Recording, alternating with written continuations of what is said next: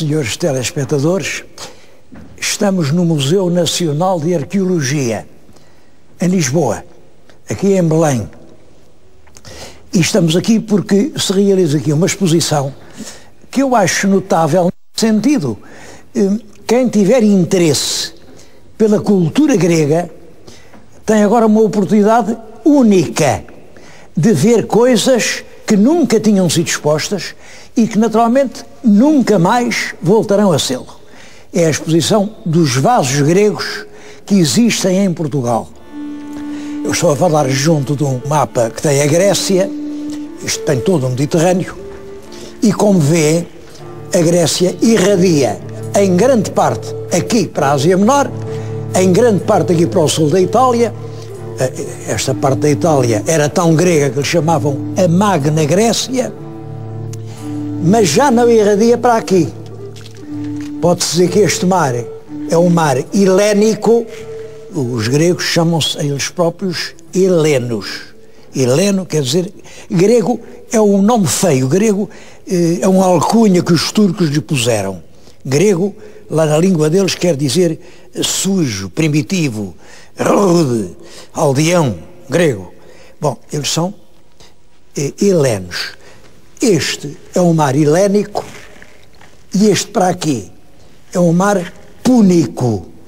Púnico é a mesma palavra que fenício, fenício ou púnico é a mesma palavra, púnico, fenício. A Fenícia é aqui, e irradiaram também até muito longe, e esta zona mais ocidental do Mediterrâneo era já de influência púnica. Por isso, as últimas cidades gregas são aqui no sul da França. Portanto, para aqui não há realmente muito monumento grego. Os vasos gregos que aqui se encontram, eu presumo que eram todos importados, e provavelmente importados pelos mercadores fenícios. Os fenícios e os cartagineses, que eram, enfim, eram fenícios. O cartaginês está para o fenício um pouco como o brasileiro está para o português. São fenícios que foram fundar uma cidade muito longe, a cidade de Cartago. Cartago é mais ou menos por aqui, norte da África. E essa cidade, realmente, eles chegaram a ter aqui uma influência enorme na Península Ibérica. Influência tão grande que provocou 3 guerras entre Roma, que já nessa altura domina toda a Itália, e Cartago, que domina uma grande parte do norte da África. E os romanos travam com eles guerras mortais, as famosas guerras púnicas. Guerras púnicas, para conseguirem o domínio do Mediterrâneo Ocidental. A partir do triunfo romano nas guerras púnicas, os latinos chamam ao Mediterrâneo o Mare Nostrum. Mare Nostrum quer dizer o nosso mar. Bem, só para dizer que compreende-se que aqui em Portugal está aqui, não há já assim muitos vasos gregos. Em todo caso, todos aqueles de que há notícia, todos os que existem, estão agora reunidos nestas salas do Museu de Belém.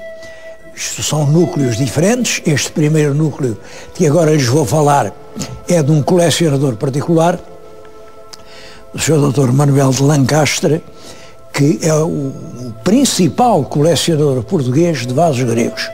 Ele tem mantido a sua coleção, que é preciosíssima, tem-a mantido bem fechada, mas agora, num gesto de civismo que merece todas as nossas homenagens, permitiu que todo o país venha conhecer os vasos que ele tem colecionado, enfim, nesses grandes leilões que há nos antiquários da Europa.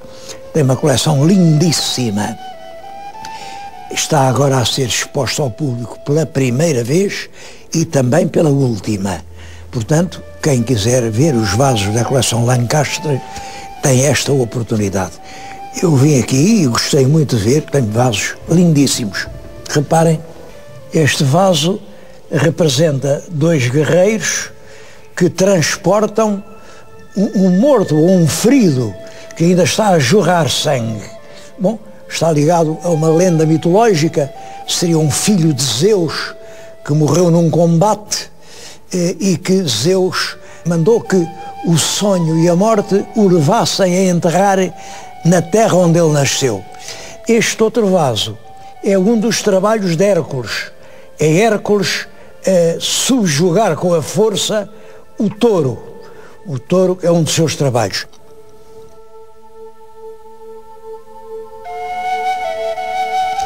Como vêem, Hércules tem mais força que o touro. A força do braço, o touro já foi obrigado aqui a ajoelhar e ele vai estrangular o touro. É muito curioso este mito de Hércules, que é um dos que aparecem com muita frequência representados nos vasos gregos. Hércules, na Grécia, é o símbolo da força física não acompanhada pela força mental. Não quero dizer que Hércules representa a estupidez, mas, de certo modo, representa o físico que não é acompanhado pela clarividência, por entender as coisas. Hércules, tudo quanto faz é asneira. Tudo lhe corre mal. Olha, logo para nascer, como é que o Hércules nasceu? Isso é uma história engraçada. A mãe do Hércules era muito bonita, era uma das mulheres mais bonitas que havia no mundo. Era Alcmena. Bom, tão bonita, que o Zeus, o deus dos deuses, viu-a e apaixonou-se por ela. Apaixonou-se, mas a Alcmena era uma esposa fiel, uma esposa como deve ser, e nem sendo um deus, não, nada, só com o marido. O marido era o rei anfitrião, por acaso naquela altura andava na guerra. Bom, e o Zeus tentou, apesar de marido, não conseguiu nada. Bom, mas os deuses podem tudo, não é verdade? Então o Zeus o que é que fez?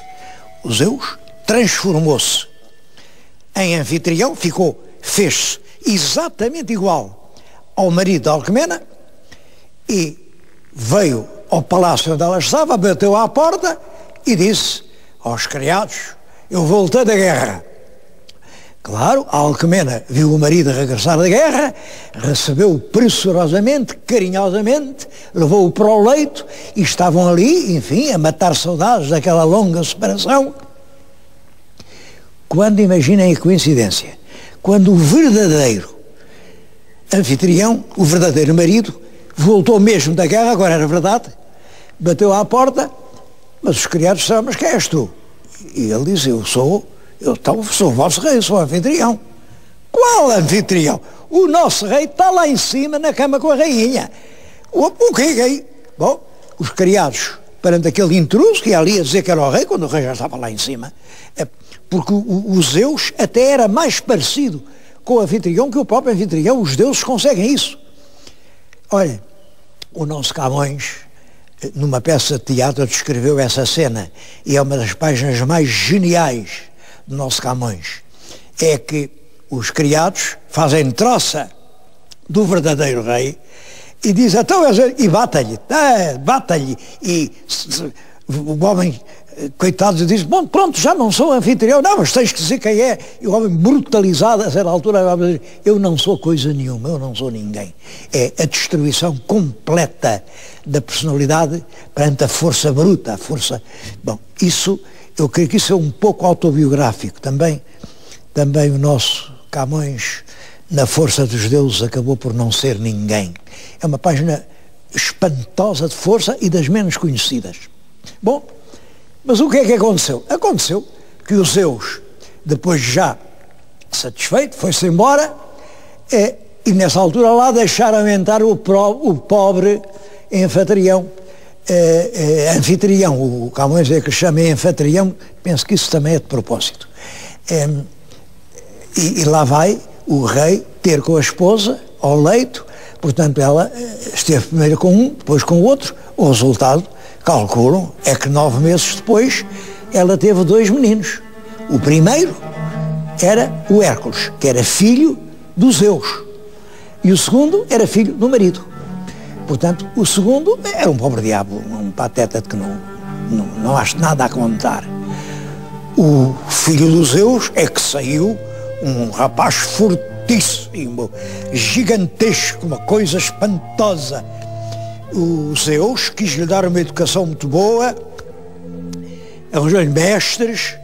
Quando eram mestres de luta e de combate, ele aprendia. Quando eram assim coisas mais puxadas ao espírito, aquilo não lhe entrava na cabeça. Então ele tinha um mestre de música, imaginem, e maçou-se tanto que pegou na lira, no instrumento musical, e deu uma cacetada na cabeça do mestre da música. Olhem, cacetada foi ela que lhe esmigalhou a cabeça. Matou o mestre.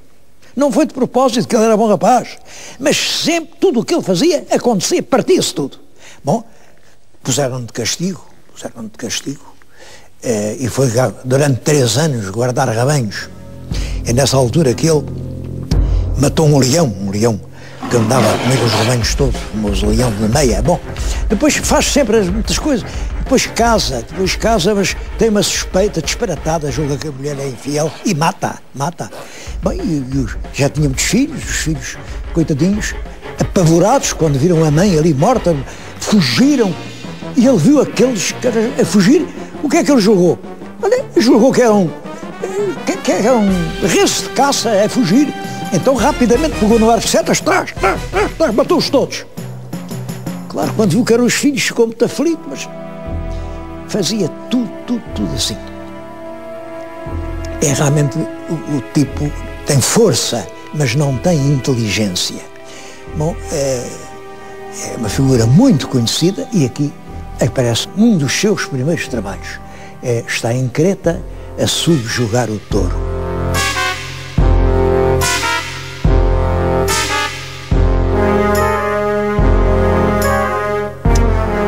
Aquela taça tem, na face interior, representada uma cena que também é ligada com a vida de Hércules. É o centauro que leva a Djanira. A Djanira era a esposa do Hércules. O centauro era uma figura mitológica que era um cavalo que tinha tronco de homem. O que é que aconteceu? Aconteceu que o Hércules ia com a esposa, que era a Djanira, mas era preciso atravessar um rio profundo. Não havia barco, mas estava ali um centauro que disse: eu levo-a. A Djanira montou-se no centauro e o centauro levou-a até ao meio do rio, mas no meio do rio, como a Djanira era muito bonita, o centauro fez aquilo que vocês calculam. Bom, é claro, mas a Djanira gritou.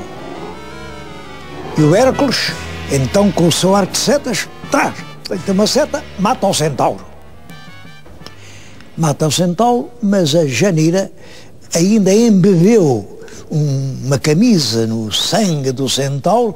Essa camisa tinha efeitos mágicos e conseguia-se que o Hércules não pudesse gostar de mais ninguém senão da Djanira. Era a camisa embebida no sangue do centauro.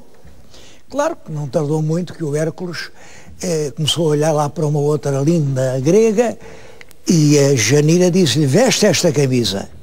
Como a camisa era mágica, olhem, de um calor, uma labareda, uma coisa pavorosa, e o Hércules ardeu. Ardeu, portanto, por causa das artes diabólicas de uma mulher. É claro, a gente pergunta, e os gregos acreditariam nestas histórias? Primeiro, temos que, quando eu digo os gregos, quais gregos? É que há gregos desde o século VII até ao século III. Eu creio que sim, que os gregos primitivos podiam acreditar numa teogonia do mundo em que havia todos esses vultos. É claro, os gregos depois, já do século de Péricles, isto era uma literatura, era uma espécie de poesia coletiva, era como os nossos Lusíadas.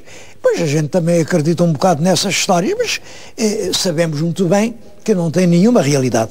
Há até a história de um governante grego, Pisístrato, que a certa altura, precisando dos votos do povo, o que é que ele fez?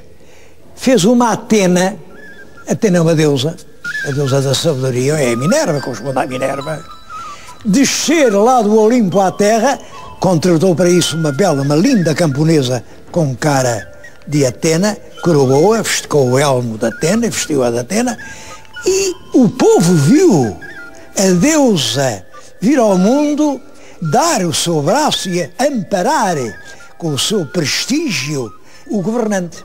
É claro que com isso ele ganhou as eleições, mas já se está a ver até que ponto ele acreditava nisso. Bom, eu vou-lhes contar uma história das minhas memórias, mas vamos para outro sítio para eu contar essa história.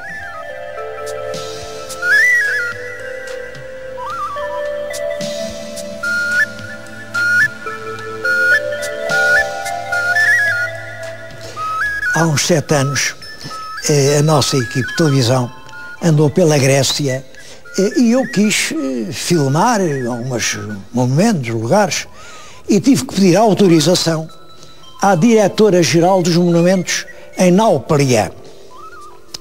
A diretora-geral, que aliás era uma senhora formada em Inglaterra, disse que não me podia dar licença sem eu apresentar o guião. O guião é o texto do que ia ler. Ora, eu nunca leio nada, portanto, fiquei aflito, mas tudo bem. Prometi que amanhã lhe levaria. Nessa noite, eu e os meus companheiros de equipe trabalhámos toda a noite, lá conseguimos fazer um texto e lá disse o que ia dizer do Hércules. Era mais ou menos o que lhes disse há bocadinho. Ela leu aquilo e disse que não dava licença porque aquilo era uma injúria à Grécia. Mas injúria à Grécia porquê, minha senhora? Não. Porque Hércules é um herói nacional grego. Oh, minha senhora, o Hércules não é herói nenhum grego. O Hércules é um mito que pertence à humanidade. E qualquer pessoa, eu tenho o direito de dizer dele o que entendo, como a senhora tem a sua ideia, eu tenho a minha e todos os... Isso não é assim? Rigorosamente proibidas as filmagens. Eu disse, bom, eu considero isso uma imposição injusta e, portanto, vou pôr nos tribunais a Vossa Excelência e ao Hércules. Vão ser os réus numa ação. José Hermano Saraiva contra Hércules. E vai ser uma questão que vai dar brada em todo o mundo. E vou pedir uma indenização pelos prejuízos que está a causar. Bom, aí a senhora, furiosa, até deitava as plumas. E, bom, vai ameaçar. Bom, eu resolvi segunda-feira. É claro, percebi muito bem. Ela ia perguntar à ministra, que era uma mulher superior, o que é que havia de fazer. Na segunda-feira, mandou-nos dizer por um secretário que fizéssemos o que quiséssemos. Bom, a ministra, evidentemente, entendia que Hércules pertence a toda a humanidade. Estou a dizer-lhes isso aqui junto de uma outra gravura muito frequente. Isto é uma cena do culto dionisíaco. Dionisíaco vem de Dionisos. Dionisos é o nome que na Grécia se dava a Baco. Portanto, as Euménides gregas correspondem às bacantes romanas. E estes ritos dionisíacos chamavam-se em Roma as bacanais. As mulheres entravam num ritmo frenético, iam bebendo até que entravam em delírio, em transe, e nessa altura tudo podia acontecer, inclusivamente podiam beber o sangue uns dos outros. Era uma cena realmente de uma grande crueldade e é um dos ritos mais estranhos. Esse rito existia e passou a Roma.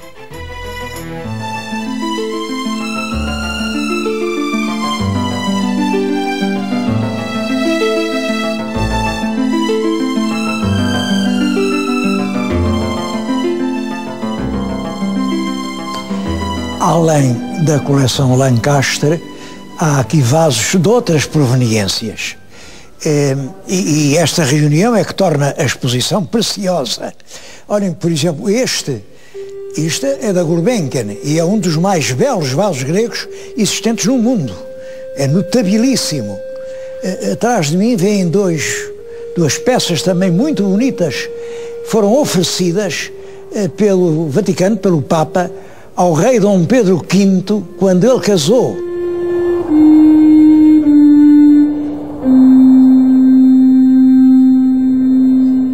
este conjunto de vasos apareceram em sepulturas da necrópole de Alcácer do Sal.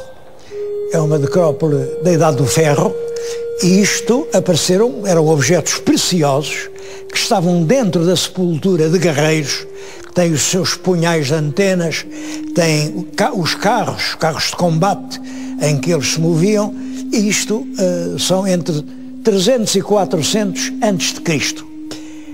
É claro que o facto de os enterramentos se fazerem com estas peças não significa que fossem gregos, pelo contrário.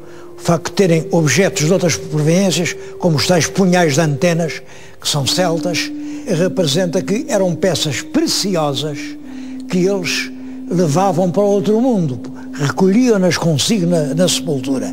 Eram tesouros, quer dizer, eram peças de importação, peças muito caras, trazidas por mercadores que vinham do Mediterrâneo. Isto, portanto, mostra, mais uma vez, que não há prova nenhuma da existência dos gregos em Portugal. Juntamente com esta exposição, há uma outra muito bonita que vale a pena ver.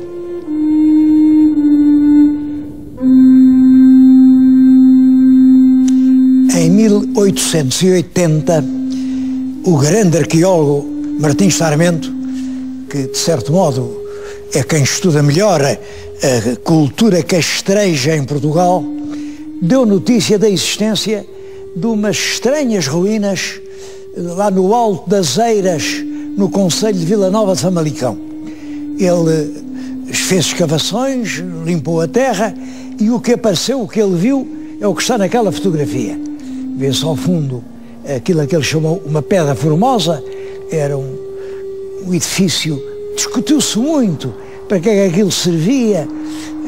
Houve quem julgasse que tinha fins funerários, de enterramento, houve quem julgasse que eram rituais iniciáticos.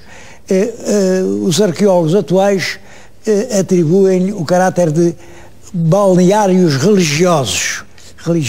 Bom, estes trabalhos iniciados por Martins Sarmento foram continuados mais de 100 anos depois, exatamente em 1990, pelo Gabinete Arqueológico da Câmara de Vila Nova de Famalicão, dirigida pelos arqueólogos Francisco Queiroga e António Pereira Diniz.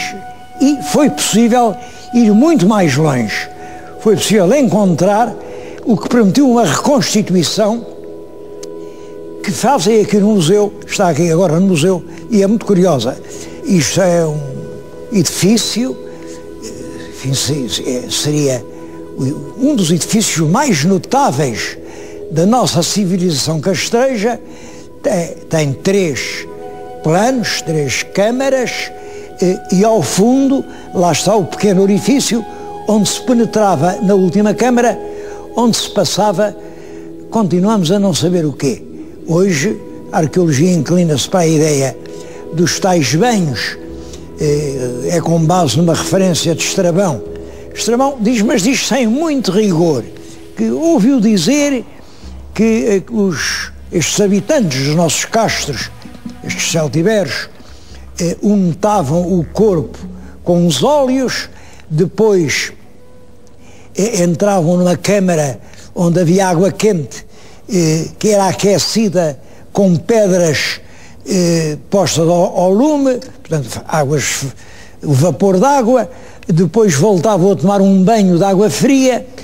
Bom, e de acordo com essa informação de Estrabão e com os restos arqueológicos encontrados no terreno, que é reconstruído todo este edifício.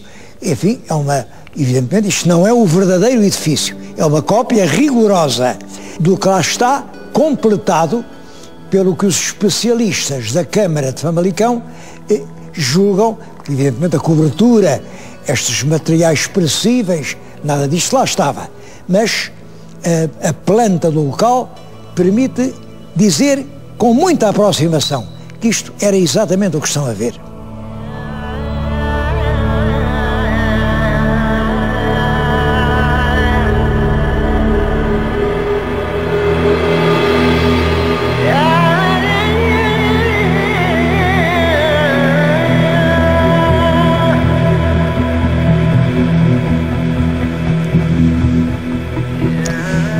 penso que isto seria um balneário santuário. Bom, a época é século I antes de Cristo, século I depois de Cristo. É nesses 200 anos. É quando chegam os romanos aqui que existe esta cultura, como veem, um trabalho de pedra e já realmente cultos instalados. Esta exposição, juntamente com a exposição dos vasos gregos existentes em Portugal, é uma lição de arqueologia para não esquecer. Eu estou grato ao Museu Nacional de Arqueologia por ter proporcionado esta lição quando estava a fazer falta.